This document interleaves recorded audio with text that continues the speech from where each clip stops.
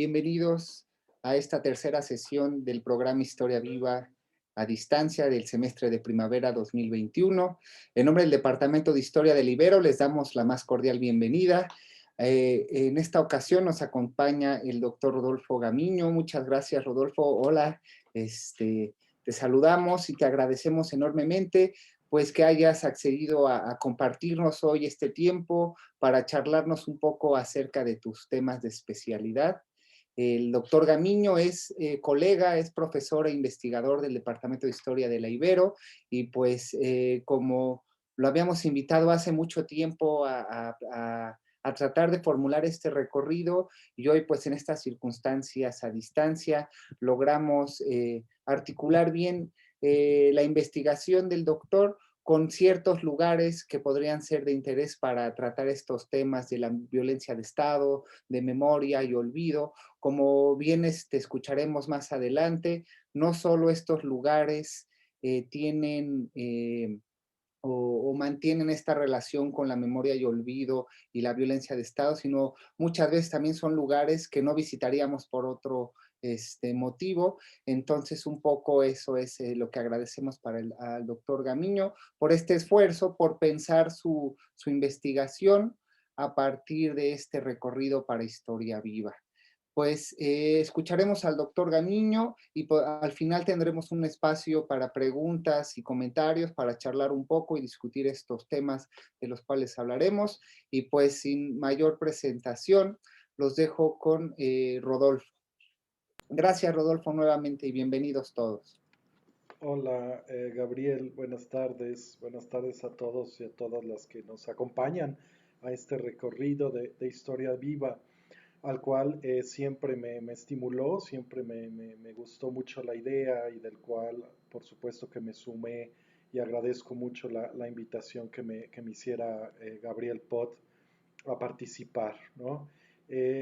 Más allá de eso, es una temática interesante, importante para pensar la historia viva, justamente, ¿no? Esta historia que sigue viva y que sigue latiendo, que está en este tiempo, nuestro tiempo presente, más que viva, reconocida, tiene ecos todavía, muchas reminiscencias, esto que decimos de la guerra sucia, la guerrilla, la violencia urbana, la violencia social, la violencia política, tiene muchas reminiscencias que empalman muy bien en esta historia viva, vivida y experimentada también por muchos y muchas de nosotros que podamos estar aquí presentes esta tarde, que nos convocamos, a los cuales también agradezco, ¿no? A todas y a todos los que nos están acompañando y decidieron sumarse a esta charla, ¿no?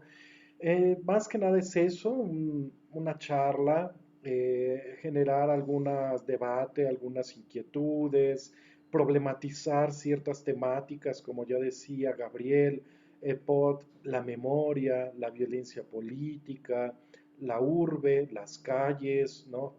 El tiempo presente, esta latencia que siempre está allí, ¿no? La violencia, esta latencia de la violencia de Estado, la violencia política, y que muchas veces perdemos las claves de su lectura y perdemos las claves para reconstruir esas memorias, construir otras políticas alternativas de memoria para subsanar o para complementar o para ganarle a estas grandes políticas de olvido que se han construido en torno a estos fenómenos, ¿sí? Y pues bueno, básicamente la charla tiene que ver con eso.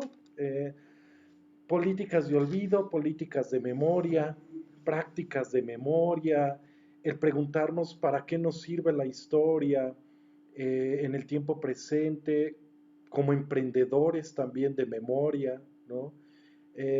Ustedes podrán decir, podemos pensar que estos lugares puedan o no para alguien ser paradigmáticos, dignos de ser recordados, de ser homenajeados, memorizados, señalados, ¿no?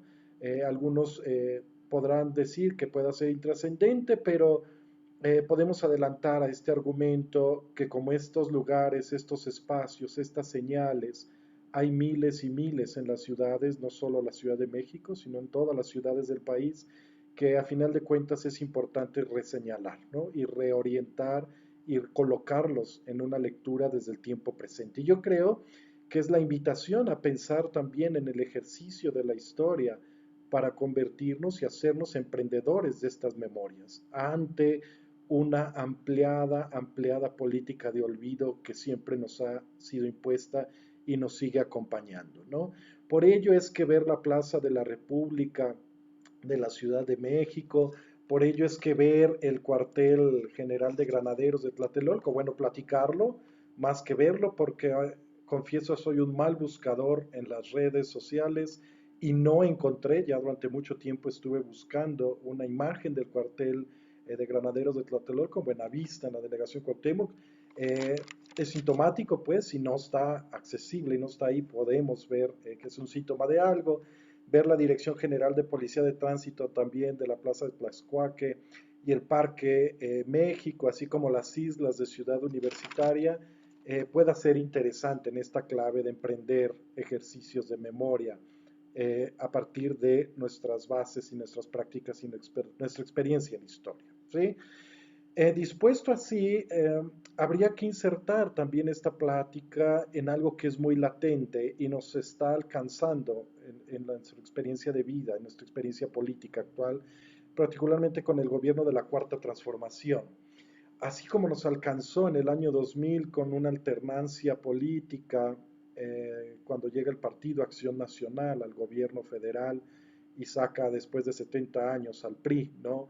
Y se daba una primera alternancia política y había una preocupación latente a nivel internacional, no solo en México, a decir qué hacemos con el pasado, qué recordamos del pasado, qué debemos recordar, qué debemos olvidar, o de plano sepultamos el pasado, era otra de las preguntas, ¿no? Es decir, si recordamos, si destapamos esas cloacas del pasado, nos puedan traer problemas para la democracia y puedan hacer que la democracia sea disfuncional.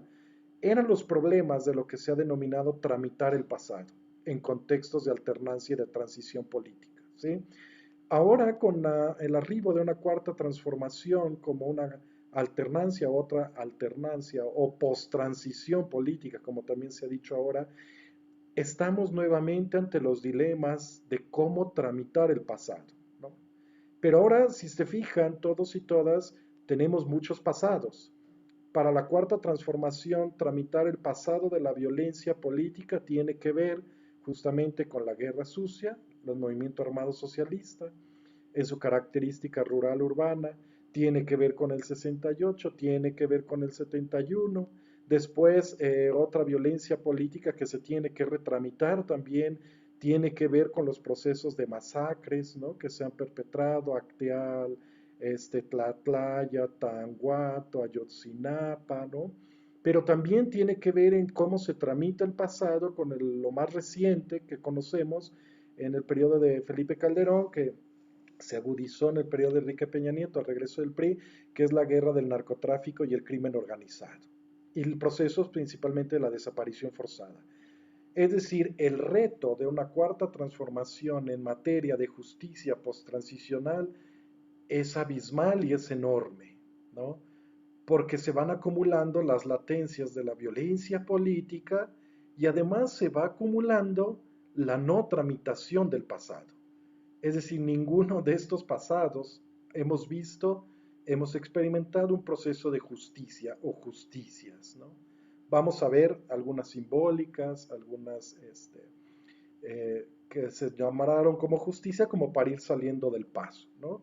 Y nos situamos entonces en esta lectura, es decir, en una cuarta transformación, cómo leemos la tramitación de los pasados, pasados presentes, pasado ya presente ahorita, ¿no? El presente, en términos de violencia política, en términos de violencia social. Y aquí es donde recobra interés, pues, la ruta que quiero comentar hoy, esta charla, esta ruta charlística de verbotráfico que quiero tener con ustedes en torno a eso. Es decir, ¿cómo podemos hacer esta lectura? Hace unos días se reúnen víctimas, ¿no? Del pasado, el pasado presente, del presente, con la Comisión de búsqueda, comisiones de justicia, con encinas, etcétera, etcétera, todo el equipo de trabajo de justicia, la cuarta transformación y de tramitar los pasados. Y justamente algo que salía a relucir allí es que había propuestas de construir y consolidar memoriales, sitios memoriales, no solo en la Ciudad de México, sino en Jalisco, etcétera, ¿no? Y entonces esta charla, pues creo que se inserta dentro de esta discusión que está latente, actual, y que podemos a final de cuentas reflexionar también la historia, como decía, ser emprendedor de memoria en un debate que está reciente y que es vigente. Yo creo que podría darnos una ruta de entrada. Dando este contexto, esta, digamos, objetivo de la charla, esta ruta también de diálogo y de narrativa, me gustaría entonces enmarcar este proceso de diálogo y de estos lugares que vamos a visitar de manera virtual, ¿no? Por algunas imágenes y algunos contextos que quisiera yo comentarles.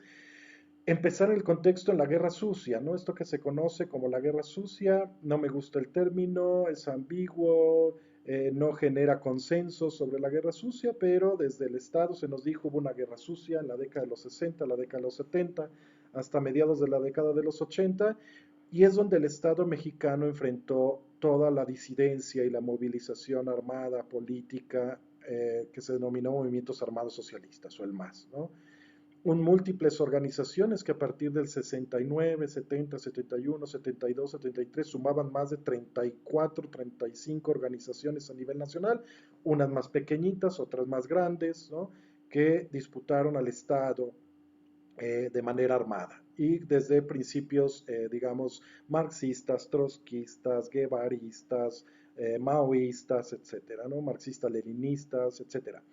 Entonces, todo el Estado, los aparatos, digamos, del Estado están buscando regular y exterminar este movimiento armado socialista a partir de una estrategia de contrainsurgencia, en donde los militares son, al menos en el ámbito rural, porque hay guerrilla rural y guerrilla urbana, los militares en el ámbito rural son los que encargados de llevar a cabo todo el proceso de desarticulación. Pensemos, por ejemplo, en el estado de Guerrero, la guerrilla de Genaro y de Lucio Cabañas, toda la implementación de la estrategia contrainsurgencia es militar, ¿sí? Y tenemos ahí una escalada de contrainsurgencia a partir de la operación Rastrilleo, Fuego Amigo, operación Luciérnaga, operación Telaraña, que es un escalar de la contrainsurgencia, ¿no? Apoyada a los ejércitos mexicanos con estrategias de ejércitos extranjeros, por mencionar y comprobado la influencia que tuvo en la contrainsurgencia de la Operación Telaraña el ejército brasileño, por mencionar alguno, ¿no? Entonces, todo este proceso hace que los militares empiecen, después de la muerte de Genaro, de la muerte de Lucio, a diversificar sus operaciones, ¿no? ¿Y qué quiere decir esto de diversificar sus operaciones? Complejizar todo el proceso de vigilancia, de detención, de interrogación de los posibles subversivos, ¿sí? Lo cual tiene que ver que cuando se da la contrainsurgencia en los ámbitos urbanos, es decir, en la guerrilla urbana, ya había toda una, digamos, burocratización y toda una tecnificación de los aparatos represivos del Estado, ¿sí? Y pasa algo muy interesante porque si nos preguntamos por qué el 68, a diferencia de lo que pasa en la contrainsurgencia de la guerrilla urbana, tiene más relevancia, tiene hasta un museo y se toma en cuenta el 68 como el paradigma que rompe y forma la democratización del México contemporáneo. Y si nos preguntamos además por qué después de que vimos la película de Roma y empezamos a asomarnos muchas al movimiento del 71, el halconazo y esta estrategia represiva, nos preguntaremos por qué el 68 sí tiene relevancia política, visibilizada, reconocida, y el 71 no. ¿Y por qué el 71 y la guerrilla de Lucio Cabañas y de Genaro Rojas no generaron ese impacto que sí tuvo el 68, ¿no?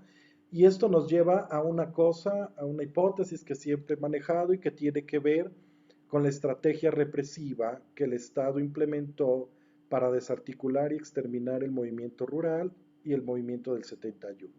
Y creo que es muy sencilla, podemos decir, es una estrategia represiva que fue focalizada, que fue focalizada, de baja intensidad y semipública.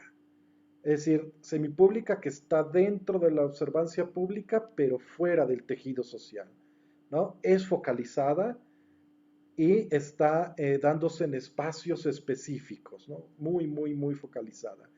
A diferencia del 68, que vemos que es una represión abierta, ampliada y extendida, ¿sí?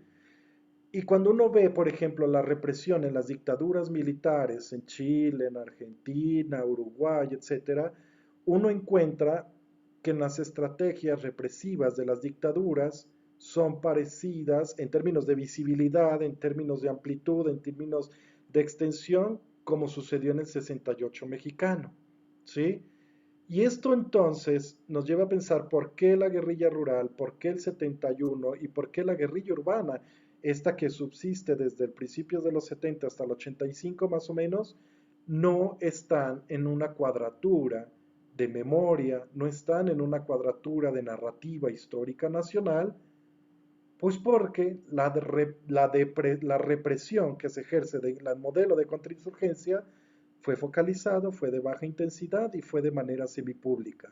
No hay un registro tal cual como hubo en el 68, no hay evidencia fílmica como sí la hubo en el 68, cuando Secretaría de Gobernación, Presidencia mandaron filmar, mandaron fotografiar los sucesos, etcétera, y en cambio en la guerrilla rural y urbana y en el 71 pues no de la misma manera, ¿no?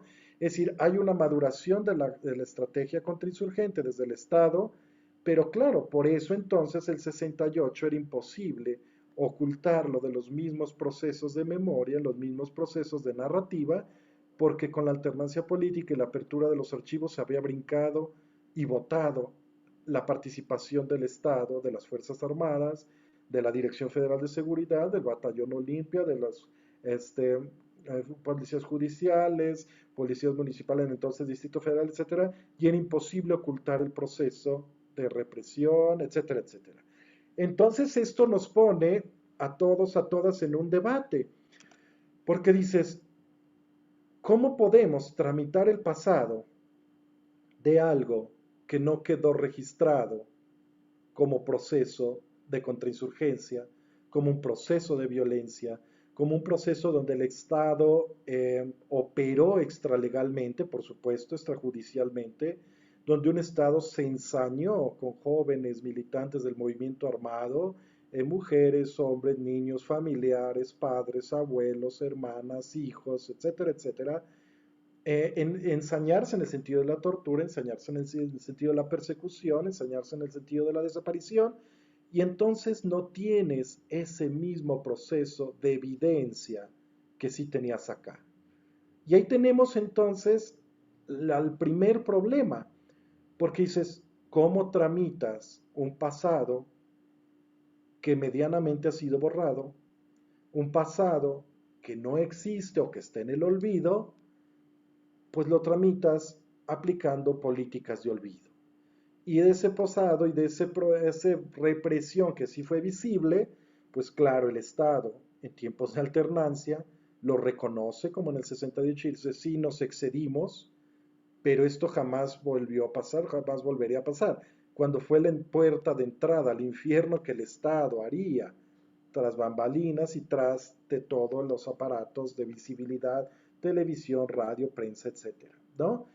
Entonces, ahí nos tapamos con esto, es decir, cómo tramitas un pasado o cómo puedes tramitar un pasado que ha sido dentro de la narrativa histórica nacional omitido, borrado y donde ha ponderado una política de olvido. Y por eso en la introducción, si ustedes se fijan, si me haría favor Gabo en poner la primera diapositiva donde viene la introduccióncita con el afiche tan hermoso que hizo Gabo, cuando se hablaba que dice hablar de los sitios sin memoria de los que estamos hablando, ¿no? Equivale a asegurar que existen espacios de olvido. Es decir, pues pareciera que entonces predominan estas políticas de olvido y que el olvido es lo que nos está rondando. Y aquí cabría preguntarnos, pues no, porque el olvido como tal, cuando deviene de la violencia política, este olvido no existe, porque siempre hay una memoria ocupándola. Hay una memoria sobre ese olvido, sobre ese pasado, sobre esos edificios, sobre esos parques. Hay memorias que las están ocupando y que de alguna manera les están dando vida, pero de eso sí, fuera de una narrativa nacional, incorporado un relato, etcétera, etcétera, ¿no? Y es curioso porque las memorias de la violencia política de Estado siempre se han erigido o levantado en contrapelo de las políticas de olvido que impone el mismo Estado, porque su estrategia de exterminio, de depuración, era precisamente para construir olvido, programar la invisibilidad, ¿no? Y que nada de esto pareciera entonces que había pasado, ¿no? Esa es parte de la lógica cuando nosotros pensamos cuáles son los retos de tramitar entonces este pasado, donde hay memorias, narrativas, oralidad, ¿no?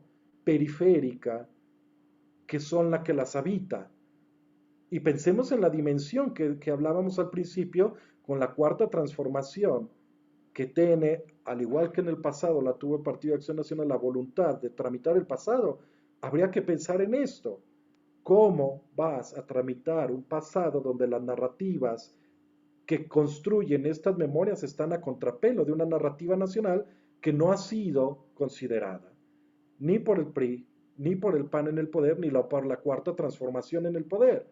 Basta recordar el escarnio que hicieron de Salmerón cuando estaba en el INER, cuando dijo, unos jóvenes valientes, ¿no? Algo así decía cuando se refería al secuestro de Garza Sada, le valió que tuviera el escarnio público y en los medios y que fuera expulsado del INER por haber hecho apología de la violencia. No sé si me explique las dimensiones que estamos discutiendo en términos de la tramitación del pasado cuando las memorias que ocupan esta violencia están soterradas, ¿no? Y están fuera del proceso de la narrativa nacional. Es decir, son memorias subterráneas, son memorias no oficiales, contrahegemónicas y que están de alguna manera disputando insertarse en ese espacio, ¿no? Y esto nos lleva entonces a pensar qué relación, fíjense bien, qué relación tiene estos ejercicios de memoria contrahegemónicos, subterráneos, etcétera, etcétera, qué relación tienen con la propuesta de transición y tramitación del pasado que se ha hecho y que se sigue haciendo ahorita en una época post-transicional, donde me adelanto, y eso para generarlo al debate al final si quieren y platicar, donde no ha habido justicias, ni retributiva, ni punitiva, ni simbólica, ni de no repetición, ni políticas de la memoria. Ningún Estado transicional lo ha hecho. Lo que ha habido son iniciativas de familiares, por ejemplo, los 43 de poner un antimonumento en reforma a la ley de su voluntad y llegar con palas, picos y montarse y ponerlo. Ese es, digamos, un elemento simbólico desde las propias familias, de familiares desaparecidos, etcétera. Pero desde el Estado no ha habido en ninguna transición ni alternancia este proceso de justicia. Y entonces ahí es donde cobra relevancia, si me hacen favor de avanzar, aquí, detenernos un poco, ir pensando esos espacios sin memoria, sin narrativa, eh, y cómo podemos insertarlos en esta lectura de la justicia post-transicional y lo que se está debatiendo ahora, ¿no? Alguien pueda ser muy astuta y decir, pero en este gobierno de la Cuarta Transformación ya se están incentivando los memoriales y está a circular Memoria 8, etcétera, etcétera. Sí, es buenísimo eso, pero me gustaría retornar a ese debate al final, es decir, ¿de qué y para qué nos sirven estos memoriales cuando los vacíos y las políticas de olvido, los vacíos de justicias y las políticas de olvido han imperado, ¿no? Y a mí por eso me parecía paradigmático el pensar por qué no hay una iniciativa o cómo construir una iniciativa de memorización, una iniciativa de señalamiento de señalar un scratch o como se le quiera llamar a un edificio paradigmático en la Plaza de la República, ¿no? Donde tuvo sede la Dirección Federal de Seguridad, esta policía secreta, ¿no? Por decirlo, la policía política del sistema priista a partir de Miguel Alemán, y que tuvo su asiento casi enfrente del Monumento de la Revolución y que es, por ser el centro de la Dirección Federal de Seguridad, el centro de la operacionalización de la represión contrainsurgente más importante en México y más brutal desde los años 50 hasta su extinción a mediados de los 80. Es decir, por este edificio, por la Dirección Federal de Seguridad, no solo pasó y no solo se estructuró las estrategias de contrainsurgencia, sino que a través de este edificio se articuló a nivel nacional toda una operacionalización represiva encargada de desaparecer y de borrar, no solo desaparecer el cuerpo, sino de borrar la identidad jurídica de las y los desaparecidos. Es decir, y sigue siendo un edificio que no está señalado a pesar de todos los procesos que se tejieron y que están ahí registrados en el archivo de la Dirección Federal de Seguridad, ¿no?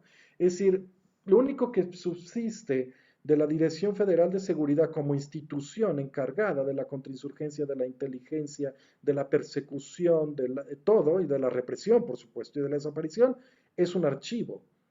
Pero el edificio que albergó la Dirección Federal de Seguridad es intacto, fue después un edificio que regresó al PRI con la Confederación Nacional de Organizaciones Populares, ¿no? La CNOP, después hotel, etcétera, etcétera, pero no ha habido una iniciativa de memoria o un señalamiento de no olvido en torno al edificio de la Dirección Federal de Seguridad. Es importante, si uno ve en Berlín o ve en todos los lugares en donde hubo procesos de represión durante dictaduras o contextos de excepción, los edificios donde operó la policía política, las policías secretas, son centros ceremoniales y son centros memoriales en esta idea de no repetición, ¿no? El principio de no repetición. Y aquí nos mete este dilema y este debate. ¿Por qué no se consideraría la Dirección Federal de Seguridad como un edificio susceptible a ser intervenido a favor de la memoria? ¿No?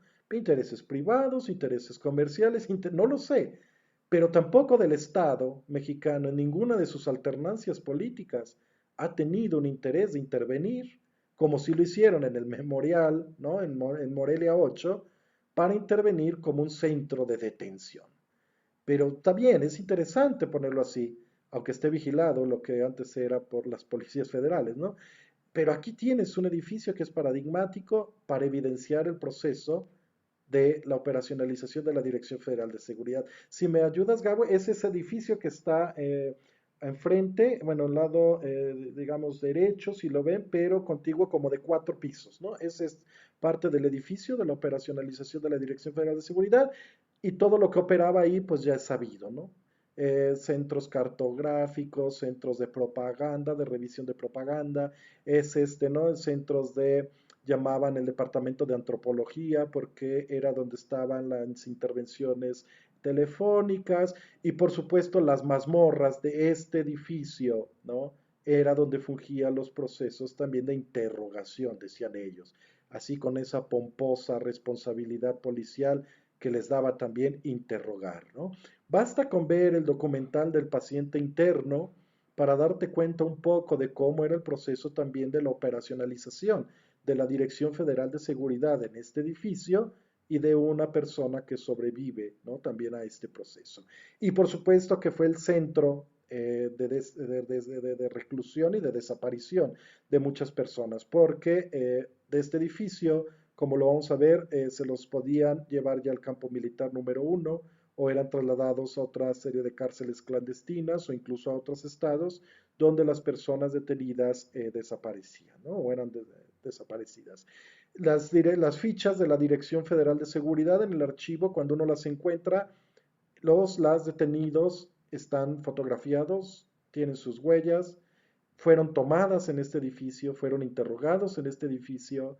De manera paradigmática, Capello, quien estaba encargado del Archivo General de la Nación, del Fondo Dirección Federal de Seguridad, era la persona que estaba en los interrogatorios escribiendo a máquina y él era el encargado de los documentos. Y cuando ibas a pedirlos, él sabía que sí te prestaba, que no te prestaba.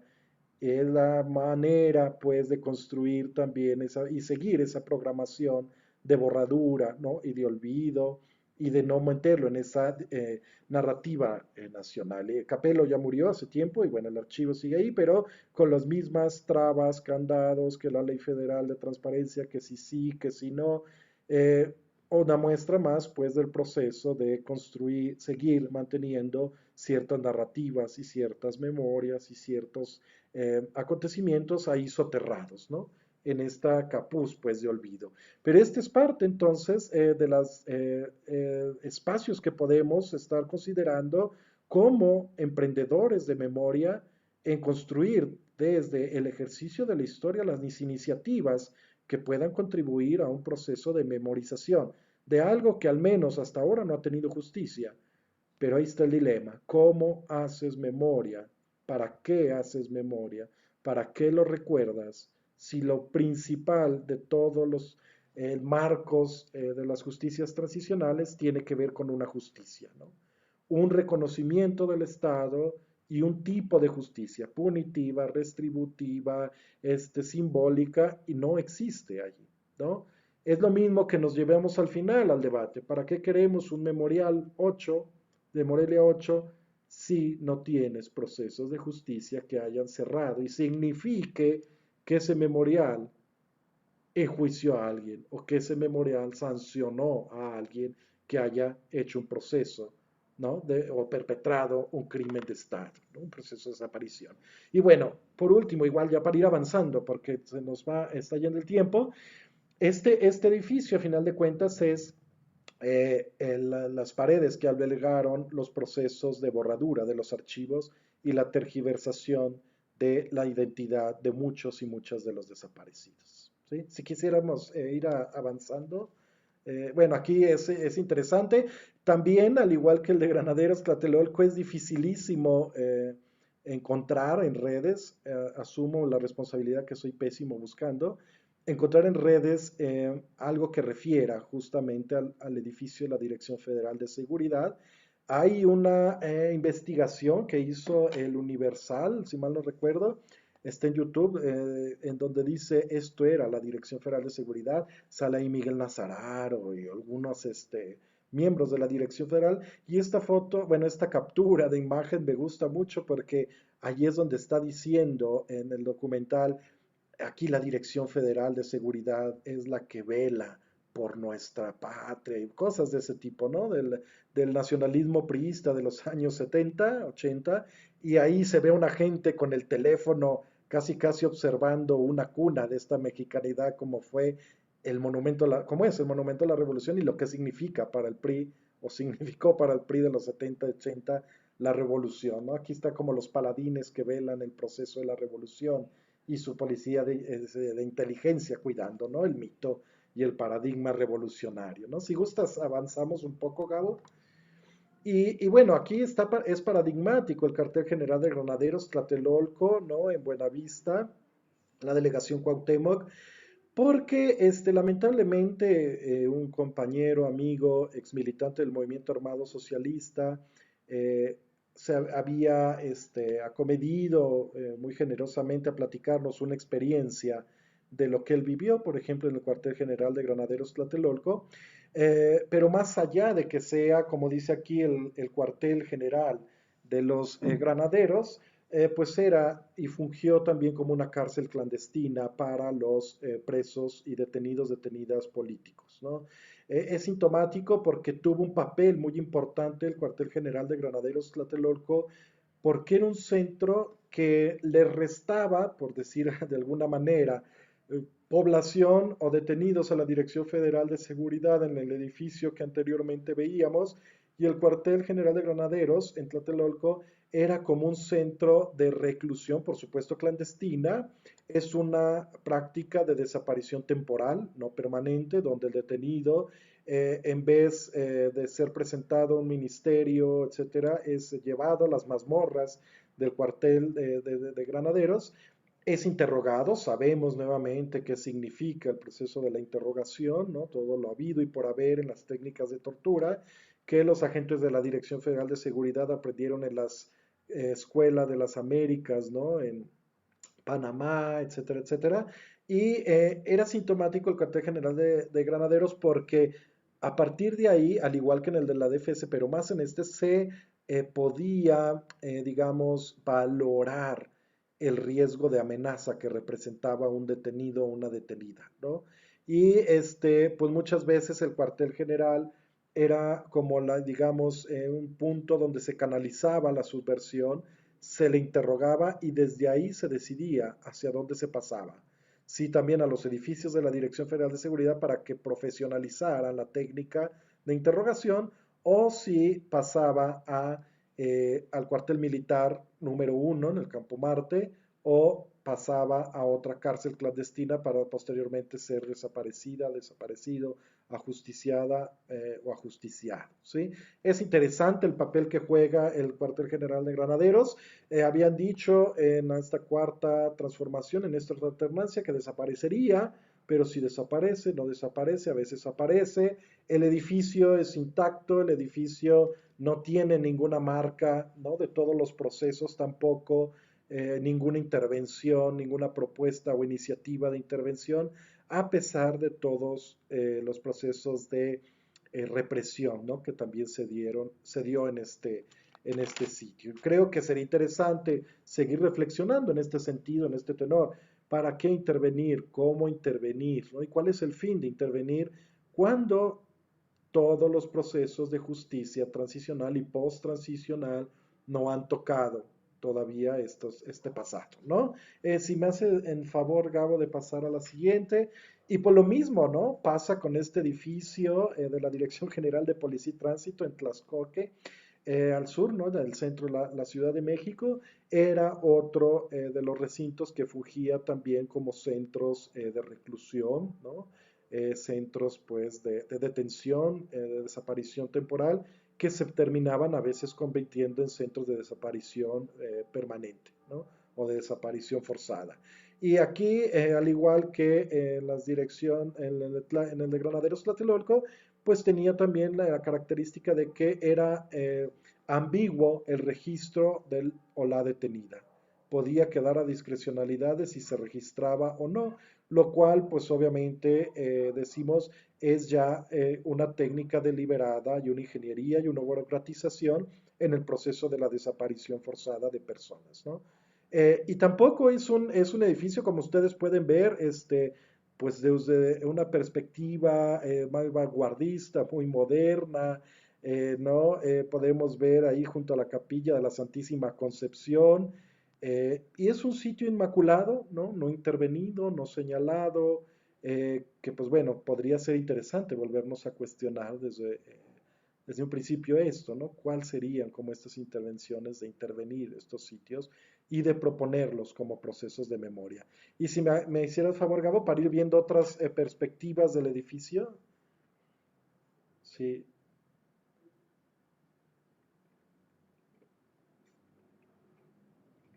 Y bueno, a ver, si les parece, entonces aquí damos un giro un tanto interesante porque dejamos los espacios, digamos, los monumentos, los edificios que fueron diseñados u operacionalizados para la represión, el exterminio y la depuración, para pasar a los espacios, ¿no? Y a los lugares. Eh, es interesante el Parque México en el Hipódromo Condesa, también de la delegación Cuauhtémoc, porque eh, pasamos de la operacionalización de las oficinas de los actores represivos, desaparecedores, ejecutadores, a su trabajo fuera de las oficinas, ¿no? Y algo que es paradigmático en el Parque México es encontrar el ajusticiamiento de uno de los líderes y fundadores de una de las organizaciones políticas más importantes en estos años, que es la Liga Comunista 23 de septiembre, ¿no? Raúl Ramos Zavala fue un tipo interesantísimo, miembro de la Juventud Comunista, ¿no? De la Universidad de Nuevo León, muy allegado a los jesuitas, ¿no? Miembro del grupo cultural estudiantil en Monterrey, y es un articulador, digamos, político eh, del movimiento armado.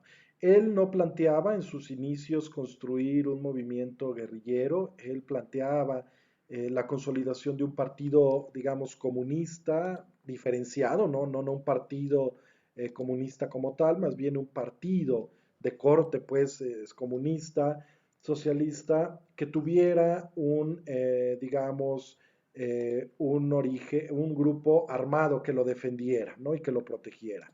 Raúl Ramos Zavala es un ideólogo importante, pero hay y se narra dentro de todos los testimonios y de todo el proceso de su muerte que hubo una celada, la Dirección Federal de Seguridad tenía, por supuesto, dentro de sus filas muchos infiltrados, infiltradas de los movimientos armados, y pues se narra que fue citado Raúl Ramos Zavala, estaba en la Ciudad de México, porque él empezaba a coordinar los grupos revolucionarios, como lo había dicho, y fue citado aquí en este parque, y casualmente aparecieron, ¿no? Policías del entonces Distrito Federal, así como miembros, se dice también de la Dirección Federal de Seguridad, y pues fue ultimado, ¿no? Fue básicamente ultimado a balazos.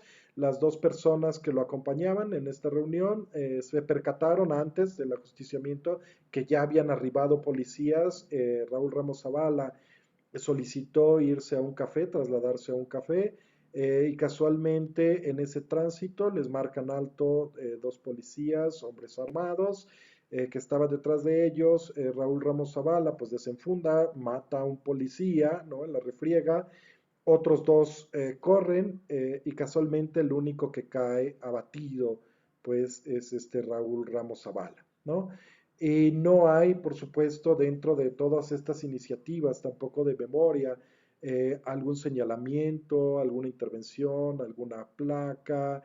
No hay nada que de alguna manera pueda hacer un compromiso de resignificación del movimiento armado socialista como emprendedores de memoria también en el Parque México, ¿no? Y por las características y la importancia que recubre el parque, pues podría ser importante el tomar alguna resignificación también aquí, ¿no? En este proceso de las memorias o de estas memorias marginales, soterradas o contrahegemónicas que están en torno a ello, ¿no? Si me hicieras este favor, aquí, pasar esta última, cuando nosotros vemos, por ejemplo, lo que son las islas de Ciudad Universitaria, pues de igual manera, ¿no? Tenemos, perdón, la muerte de Ramos Zavala es en el 72, ¿no? Un poco antes de la formación de la Liga Comunista 23 de septiembre, aunque él ya había dejado apuntalado todo, ¿no? 3 años después, ya por junio del 75, de igual manera a Teresa Hernández Antonio y Adolfo Lozano, que eran miembros de la Liga Comunista 23 de septiembre, habían acordado encontrarse en las islas de Ciudad Universitaria. Había, si mal no recuerdo, una exposición canina este día, que si mal no recuerdo, el 16 de junio también del 75, en que ellos se encuentran. Ya venían desde antes perseguidos, ya eran perseguidos por miembros de manera secreta, clandestina, por miembros de la Dirección Federal de Seguridad. Cuando ellos arriban a la reunión justamente que tenían programada en las islas de Ciudad Universitaria, se hay una refriega. No hubo, digamos, un acorralamiento formal, ni mucho menos, una serie de disparos, y pues ahí Teresa y Adolfo fueron ultimados, y a la luz de todos, de pleno día, por supuesto, después de haber caído abatidos por las balas, miembros de la Dirección Federal de Seguridad fueron y les dieron el tiro de gracia en la frente, ¿no? Ya, yo por ahí tenía algunas fotografías que rescaté hace muchos años del Fondo de Dirección Federal de Seguridad, pero bueno, yo lo comenté con Gabo, dije, no, me parece como de muy mal gusto, ¿no? El que pudiéramos presentar aquí las fotografías de Adolfo Teresa, donde justamente se muestra el ajusticiamiento, digamos, extralegal también, con el tiro de gracia y en un espacio tan concurrido, ¿no? Tan famoso, quizá por muchos, muchas querido, estimado como son las islas de Ciudad Universitaria, y pues que fueron abatidos aquí, ¿no? Y también por agentes entonces de la Dirección Federal de Seguridad, ¿no? Y a pesar de ello, y a pesar de toda la combatividad que reviste a la Universidad Nacional Autónoma de México y toda la patrimonialización que ha hecho del 68, pues no, la Universidad Nacional Autónoma de México, la UNAM, no ha dicho ni ha levantado una voz por estos casos y muchos otros más, no quiere decir que sean los únicos, como para intervenir, ¿no? Y construir alguna propuesta o iniciativa también de memoria en torno a Teresa, ¿no? Y Adolfo Lozano, que fueron ajusticiados y ultimados allí, ¿no?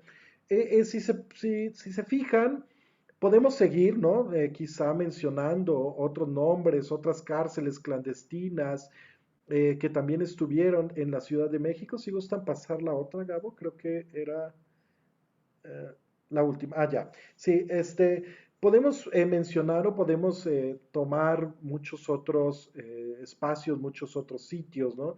Sobre todo cuarteles militares, hay al menos, y lugares de centros militares, hay al menos una decena de lugares que han sido señalados también como centros recurrentes, ¿no? De ejercicios de tortura y de desaparición.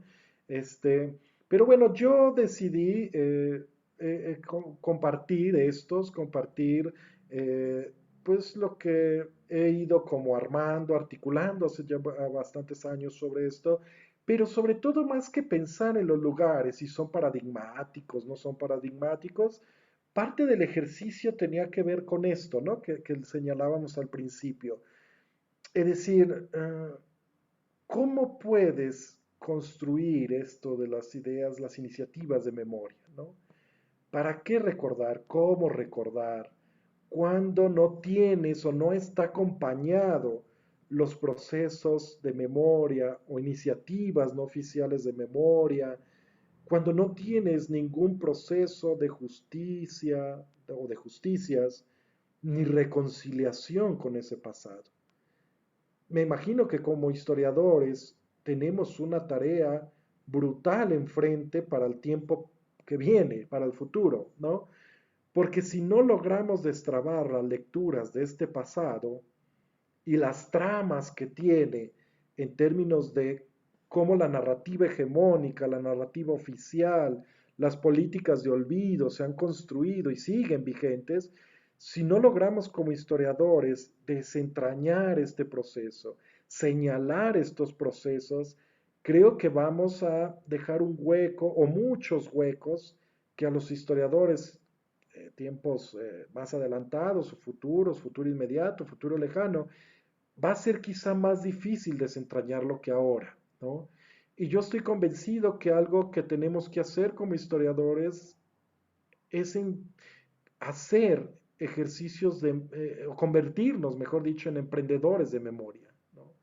Porque si no está en la narrativa oficial estos lugares, quizás sea necesario señalarlos empecinadamente desde el activismo también social y desde la academia de la historia como trinchera de lucha también, como una trinchera que construye memorias no oficiales, memorias contrahegemónicas, memorias subalternas. Construir es otra narrativa. Aún a pesar de que vaya a contrapelo, creo que no es fortuito porque en algún momento, como le decíamos, el olvido no está ahí, siempre va a haber algo ocupándolo, ¿no? Y yo creo que en la medida de eso, nuestras narrativas, nuestras intervenciones, nuestras iniciativas en algún momento podrán fructificar y podrán convertirse en un eslabón que ayude a construir también estas políticas de verdad, que se demandan ahora, por ejemplo, también con los múltiples padres y madres de desaparecidos, desaparecidos, ¿no? Yo creo que si no lo hacemos ahora y no nos comprometemos con el pasado pasado, el pasado presente, el presente, heredamos también en términos de hacer la historia a los que nos vayan pues a anteceder dilemas que van a ser más difícil hacerlos. Si para ahora nos resulta difícil, creo que a final del día les pueda también resultar más difíciles a ellos, ¿no? Y yo creo que la reflexión está ahí, está puesta, ¿no? En donde decimos ninguna justicia transicional, ni ahora la post-transicional, ha dado a algo un mínimo de justicias, ¿no? Ni simbólicas, ni retributivas, ni punitivas, sí señalamientos, sí abrimos Morelia 8, sí metemos el monumento, pero pues también al final del día van a ser monumentos, espacios, huecos en términos de leer la tramitación que se hizo de ese pasado, ¿no? Y yo creo que ahí parte de lo que decimos nosotros, pues está el reto también, ¿no? De nosotros como historiadores del tiempo presente o historiadores en el tiempo presente, ¿no? Pero si quieren hacemos algún espacio, Gabo, si hay alguna interacción, me encantaría y podemos ahondar en ciertos detalles con las y los asistentes. Gracias, Rodolfo. Abriríamos este espacio para dialogar con el doctor Gamiño. Agradezco de antemano pues este ejercicio que nos hace reflexionar desde nuestro espacio, que es recorrer la ciudad como un archivo, pensar, detenernos para pensar este archivo un poco desde las ideas de Derrida acerca del mal de archivo, como un archivo también de la borradura, ¿no? Entonces, tu señalamiento a quienes nos han acompañado a caminar por la ciudad, pues ese es valiosísimo, de esos edificios que no están ni intervenidos ni señalados, inmaculados, como dices tú, pero que sin duda ahí están resguardando estas memorias borradas, aplastadas, ¿no? Entonces, en estos complejos procesos de construcción de memoria que no solo participa lo oficial como en tanto política, sino también la iniciativa ciudadana, pues, ¿no? Y esta reflexión final que nos invitas, Rodolfo, y que comparto totalmente de la función social de la historia hoy, ¿verdad? Porque hoy es cuando, sin duda, y esta deber también de memoria que cada vez se ha impulsado más en nuestra sociedad, en particular la mexicana, ¿verdad? Sí, yo creo que siempre dices bien, Gabo, hoy es cuando, siempre ha sido un hoy es cuando, pero creo que te secundo y diría hoy es urgente, ¿no? Siempre ha sido la historia en su hoy es cuando, ¿no? Pero creo que ante estos contextos, las últimas 3 décadas quizá, amén de lo del pasado, que ya lo dijimos, ¿no? Es urgente quizá Sí, sin revisarnos, duda. revisar desde ahí. Bueno, y algo que nos gustaría, bueno, platicar con ustedes también, y creo que es algo de lo que yo más podría señalar, porque bueno, trabajamos temas similares, bueno, desde cada quien, pero bueno, la construcción de lugares de memoria y los vacíos de justicia, pues que creo que aquí en Historia Viva habíamos visitado antimonumentos, hemos pues andado en nuestras andanzas propias, pero es un gran concepto que tenemos que llevar en la bolsa, que son los vacíos de justicia. Pero bueno, está abierta la caja de preguntas, el chat, y bueno, si alguien quisiera hacernos una señal levantando su mano o escribiendo aquí para poder abrir micrófonos y pues seguir el diálogo aprovechando que tenemos al especialista, al doctor Gamiño con nosotros.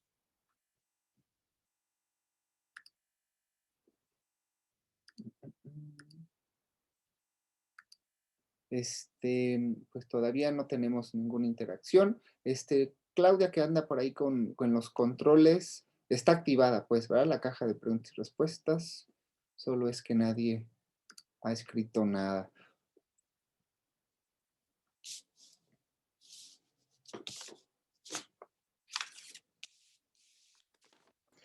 Yo creo, Gabo, sin temor a equivocarme, que algo que viene y que va a ser bien interesante observar es el cambio de paradigma en el ejercicio de la historia a mediano plazo, ¿no?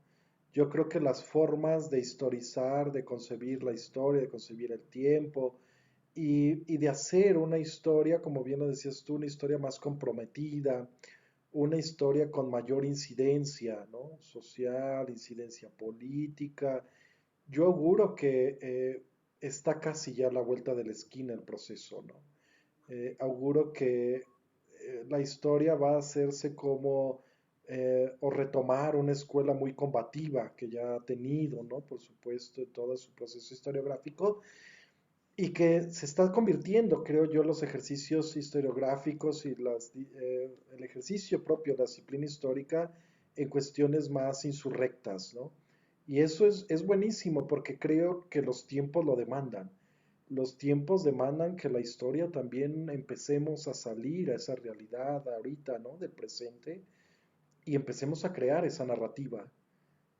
Porque si no, esos huecos de olvido que hemos tenido y que se han perpetuado, no, no me gusta la palabra, nos han impuesto, ¿no? Que se han perpetuado como política de olvido, se van a acrecentar todavía más en algunos años, ¿no? Y yo se apuesto y creo que estamos ya casi asistiendo a una historia, a un ejercicio histórico muy activo, muy comprometido y muy combativo. Yo creo que se abre esa puerta. Sí, estoy totalmente de acuerdo y bueno, y ahora lo veíamos en clase con los alumnos y uno se topa con eso nuevamente, ¿no? Frente al grupo y en las aulas y en la opinión pública. Sí creo que necesitamos pues reflexionar más sobre esto y bueno, y tú lo dices muy bien, ¿no? O sea, y el problema es que son archivos que no existen, archivos que es que, bueno, que también sí es un deber, pero también hay una dificultad que sin duda poniendo el dedo sobre el renglón, vamos surcando poco a poco, pero bueno, creo que lo has dejado muy claro en tu exposición, como tú dices, el debate está abierto.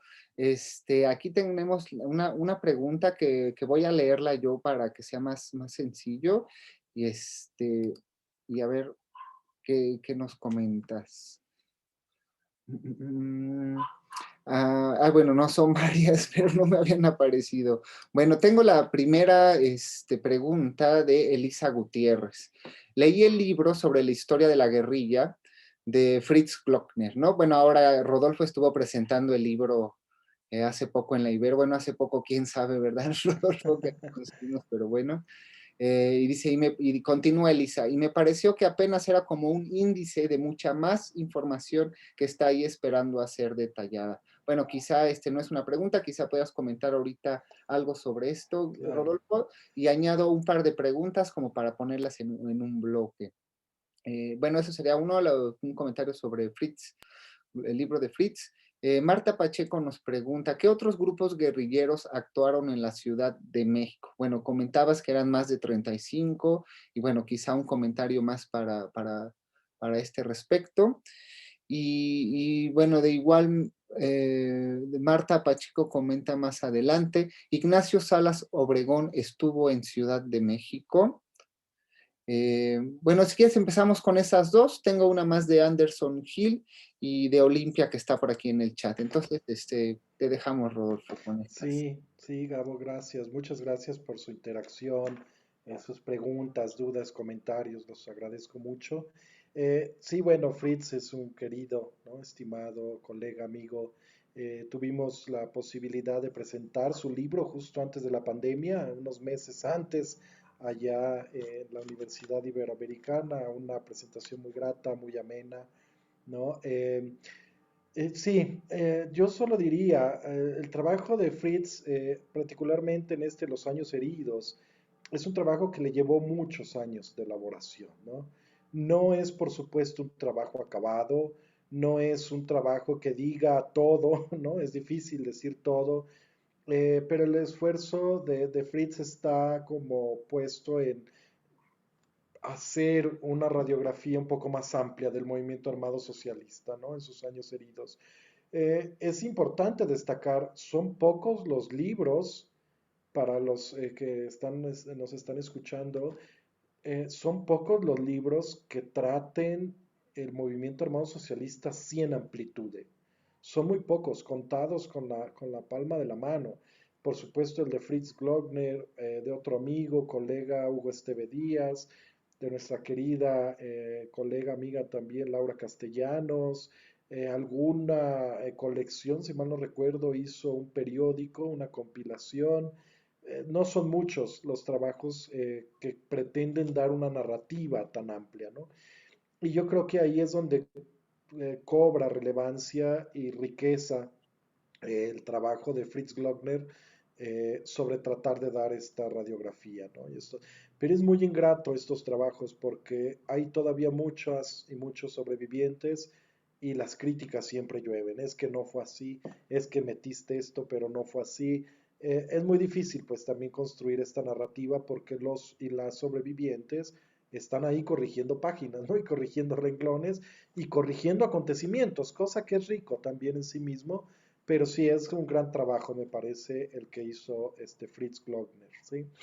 Sí, en la Ciudad de México operaron bastantes grupos, pues, ¿no? Los Lacandones, Frente Urbano Zapatista, la Brigada Roja, ¿no? Los Procesos, es decir, hubo varias organizaciones que pues, tuvieron germen, pues, en la Ciudad de México, o también tuvieron acciones y operacionalizaron ahí, ¿no? La Liga Comunista 23 de septiembre, en algún momento Movimiento Armado Revolucionario, es decir, hay como una fluctuación en nivel nacional, pero sí, al menos en la Ciudad de México hubo varios grupos que estuvieron ahí pues operando, ¿no? Y claro, Ignacio Salas Obregón, por supuesto que también estuvo en la Ciudad de México, al igual que Raúl Ramos Zavala, y Raúl Ignacio Salas, pues como este continuador, ¿no? Del proyecto político de Ramos Zavala, aunque le da un giro, ¿no? Ramos Zavala quería o pensaba más la idea de un partido político de izquierda con un brazo armado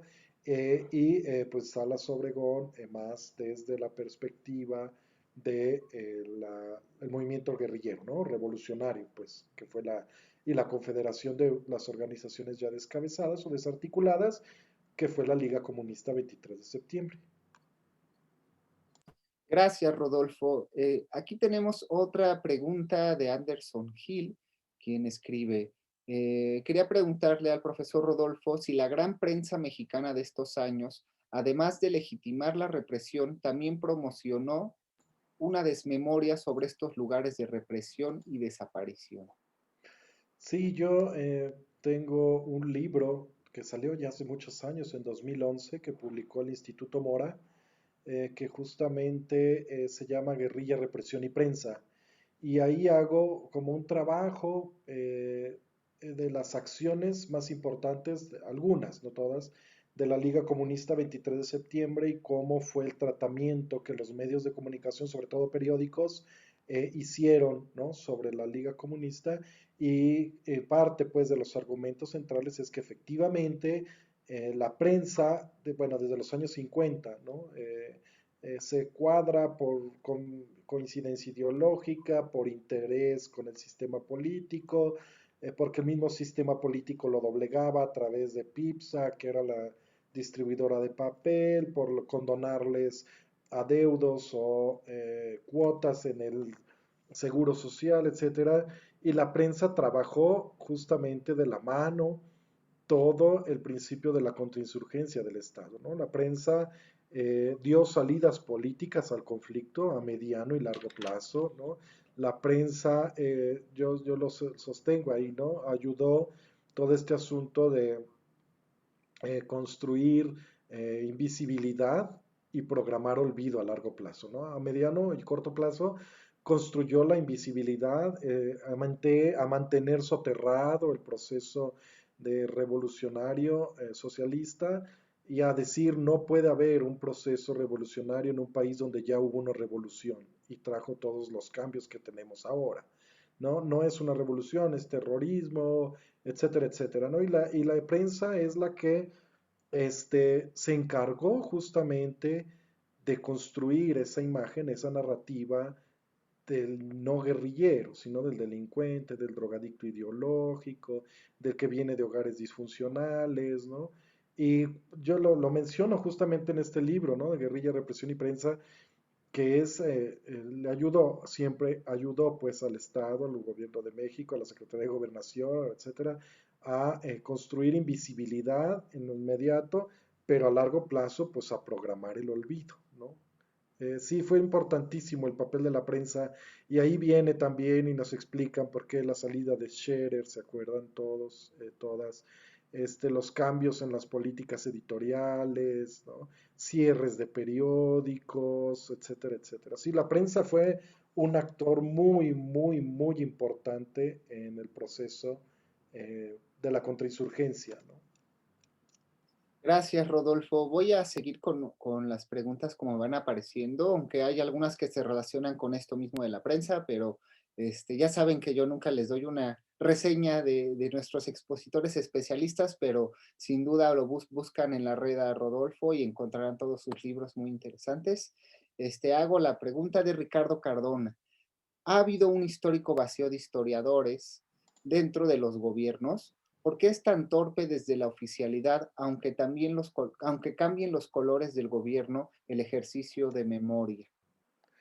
Híjole, es una pregunta muy difícil, porque no sé si tenga que ver, no sé, no lo quiero mencionar así, pero hay, me voy a amparar en un artículo de Karina Anzolavere, una querida amiga que estaba en Flaxo y ahora está, me parece, en UNAM, en Jurídicas en UNAM.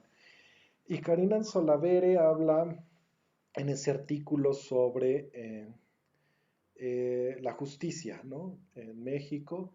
Y tiene una parte en ese artículo que me gusta mucho porque dice, ¿cómo podemos pensar en la justicia transicional? Habla del contexto de Fox, ¿no? En el año 2000.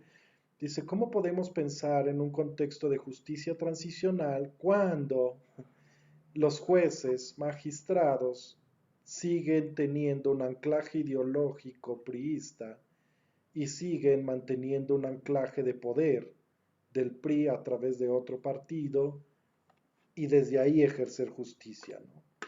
Yo digo, si entendí bien la pregunta, es difícil la construcción oficial de una narrativa que reconozca este proceso.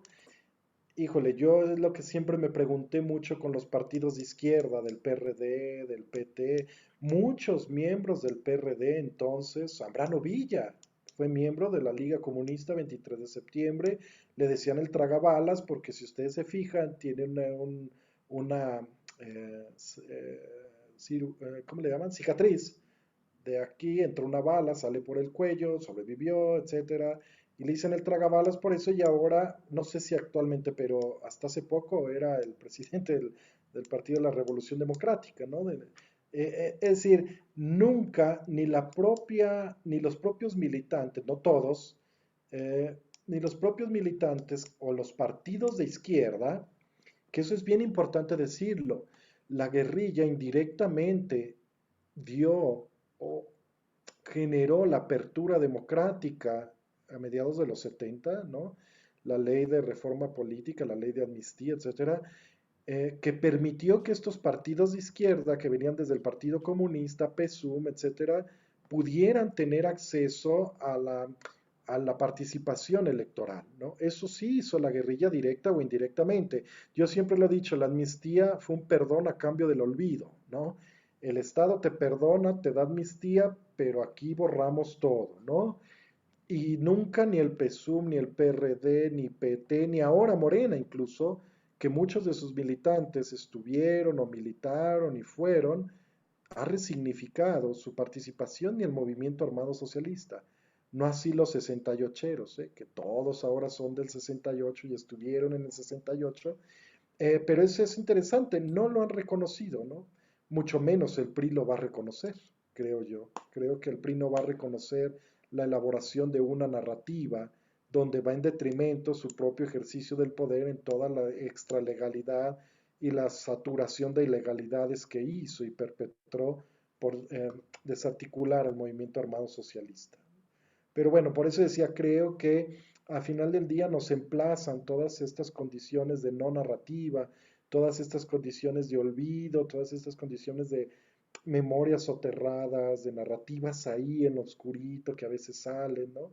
pues es importante pensar que cuál puede ser uno de los compromisos, decíamos, desde el presente para con el futuro como historiadores en las construcciones, señalamientos, emprendimientos de memoria o escritura de historia para el futuro, ¿no? Creo que eso es parte del reto, ¿no? De ahora y que es parte de ir meditando cómo y qué hacer en función de esto. Gracias, Rodolfo. Un par de preguntas más tengo aquí de parte de Olimpia Jaimes. Eh, ¿Qué alternativas tenemos para recordar estos fragmentos de historia olvidados si existen diferentes versiones y autores? Y una pregunta de Mario Piña, quien dice, ¿continuará la persecución a movimientos guerrilleros en México? Sí, la primera, perdón, se me fue el Sí, nombre, Gabriel la era primera es Olimpia. ¿Y qué Olimpia. alternativas tenemos para recordar estos fragmentos de historia olvidados si existen varios versiones y autores? Claro, yo creo que ahí en términos de recordarlo, en términos de proyectos de memoria, hay muchas alternativas, ¿no? Yo digo, las memorias no es que tengan un consenso a veces, ¿no? O las narrativas no es que tengan un consenso. Hay muchos autores que dicen las memorias y las narrativas se establecen desde el poder, ¿no? Y muchas veces desde el poder es donde se establece qué se recuerda, cómo se recuerda y para qué se recuerda. Pero en esto de los proyectos de memoria y las iniciativas de memoria, creo que lo primero que se tendría que tener como muy en cuenta es cuál es el compromiso que tenemos como sujetos, cada uno, cada una, en el presente para rescatar ese pasado, ¿no? Yo creo que no es solamente la idea de rescatarlo, de memorizarlo por memorizarlo, o de ponerlo aquí por ponerlo, ¿no? Yo creo que sí puede estar mediado o inspirado por un compromiso político, un compromiso ideológico, un amor a las narrativas soterradas, ¿no? O olvidadas, o la idea o interés de construir otra narrativa que no está ahí, se tenga o no se tenga consenso. Yo creo que la suma de estas memorias o de estas narrativas o de estas historiografías, a final de cuentas son las que ayudan y quizá en el futuro se llegue a un consenso y ahí sí evaluar quién estaba más apegado a ciertos sucesos, quién narraba desde otros ángulos, ¿no? Y como decíamos con Fritz, quizá ahora sí tener una panorámica mucho más amplia que nos permita dilucidar o conocer al menos, ¿no? Yo creo que la utilidad de las narrativas o de las memorias no es establecer consenso, sino establecer o poner de alguna manera, ponerlas allí donde no estaban, ¿no? Porque decíamos, no está el olvido, porque hay memorias ocupándolas y hay gente que está ahí, gente que escribe sobre eso, pero no son, digamos, los bestsellers, ¿no? Ni mucho menos, pero son narrativas que están ayudando a construir y entender esa narrativa que no estaba ahí. Y creo que no hay consenso, ¿no? Y que no podamos partir de la pretensión, pues, de tener la verdad o de construir la verdad, ¿no? Sino más bien de cómo construir quizá narrativas o memorias que no están o complementar las que sí están, ¿no? No hay que pensarlos quizá en términos dicotómicos, de esta es la verdad, esta no, esta medias, ¿no? Más bien complementar o sustituir o proponer o señalarlas, ¿no? Cuando no están. No sé, yo diría eso en función de esta primera pregunta. La segunda, perdón, Gabriel. Y gracias, Rodolfo. La segunda pregunta es de Mario Piña y pregunta si continúa la persecución a movimientos guerrilleros en México. Sí, y sí hay movimientos guerrilleros en México. Sí, claro, sí, sí continúa y sí, sí existen. Muy diluida, muy revestida con toda la contextualización del mundo del narcotráfico y crimen organizado, ¿no? Pero sí, sí, claro que sí. Por último, tenemos una pregunta más de Lisa Gutiérrez, quien dice, en el libro de Glockner se menciona que al principio el Procup solamente ponía bombas en lugares simbólicos, no realizaba secuestros ni ejecuciones, y bastantes años después menciona que cuando un integrante de dicha organización quiso ir a la jornada a entregar un documento, no se le permitió entrar porque Carlos Payán había dado esas órdenes. ¿Qué hizo el PROCUP como para no querer ser relacionado con el periódico.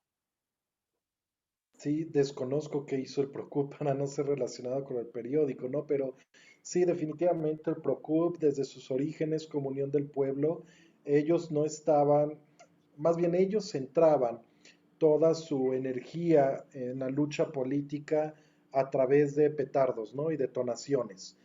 Esta organización de la Unión del Pueblo, después PROCUB, EPR, etcétera, etcétera, se forma justamente en Guadalajara y todas en el 73, igual que la Liga Comunista y las Fuerzas Revolucionarias Armadas del Pueblo, y justamente algo que siempre se caracterizó, al menos desde que fue Unión del Pueblo, que les decían los bomberos, ¿no? Porque siempre ponían bombas, y ponían bombas que en la juguetería Ramar, en el monumento al militar ahí por la glorieta del Charro, etcétera, etcétera, ¿no? Por la glorieta Revolución. Pero no, no estaba dentro de su lógica todo el proceso, al menos desde este momento del secuestro, por, ya cuando se transforma en Procub, las cosas en términos estratégicos cambian mucho, ¿no? Yo recomiendo un trabajo de un querido amigo de Guadalajara, que él ha trabajado mucho en la Unión del Pueblo y Procub, que se llama Jesús Zamora. Él tiene trabajos muy, muy interesantes y muy completos. Yo casi nada más cito, ¿no? Lo que él ha trabajado.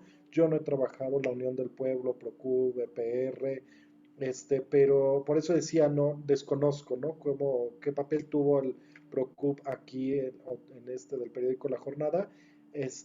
Pero hay trabajos también de David Cilia Olmos, que hace un libro muy bonito, bueno, interesante más que bonito, sobre el atentado también del periódico La Jornada y todo ello, ¿no? A partir del Procub. Pero sí, recomiendo sobre todo leer a quien le interese a Jesús Zamora. Yo no he, debo confesar que no he trabajado EPR ni Procub, y pues no tengo limitantes en cuanto a responder a esta pregunta. Pues muchas gracias, Rodolfo. Creo que a reserva de que no haya ninguna otra pregunta, no me resta más que agradecerte mucho por tu presentación.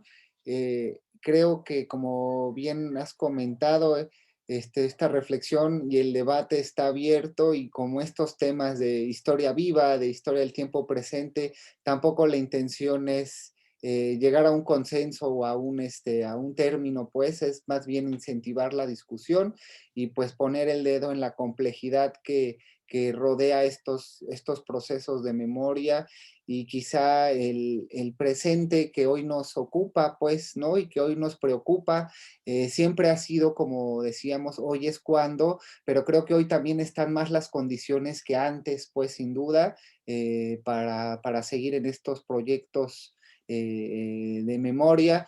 Y pues nada, de nuevo, muchas gracias, Rodolfo. Espero que nos encontremos pronto con estos mismos temas y proyectos y a ver si podamos hacer algo más próximamente. Espero yo que sí, Gabo, con todo gusto. Yo cuando me invites o si quieres planeamos algo con todo gusto.